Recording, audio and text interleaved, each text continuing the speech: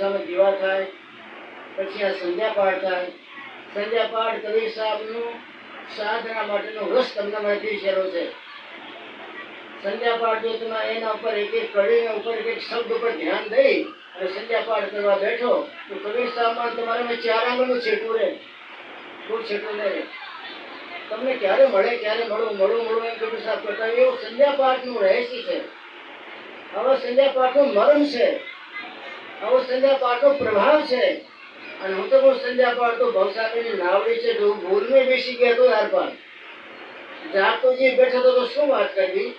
ધન્ય ધન્ય છે એના માતા પિતા, ધન્ય ધન્ય એનું જીવન, એનું પુનરપી જન્મ પુનરપી મરણ ખતમ થઈ જાય. પણ ભૂલીને જો બેસી ગયા તમે સંધ્યા પાઠમાં તો એ સંધ્યા પાઠ ભવસાગરની નાવ છે. એના રહેલા તત્વો એ તમારી મારી જિંદગાનીમાં જ્ઞાન ભક્તિ પૂરવા માટે સમજ છે.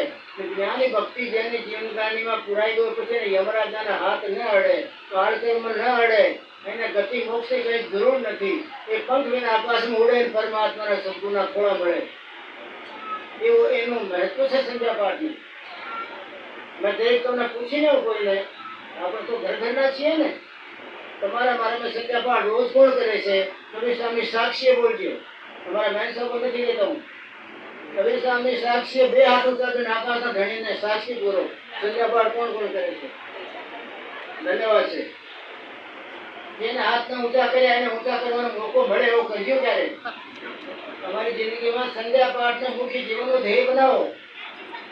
મેં મારો મહિમા નથી કરતો, તમને વાત કરું. જ્યાં કાંઈ જવાનું સાંજ પડી જાય તો સંધ્યા પાઠ શરૂ કરી દેવાનું. તમારે ચકાસણી કરવી તો કરી દેજો. સાંજ પડી જાય, અંધારો થઈ જાય, ગમે ત્યાં ગાડીમાં જતા હોઈએ, પગે પાડા જતા હોઈએ, જંગલમાં જતા હોઈએ,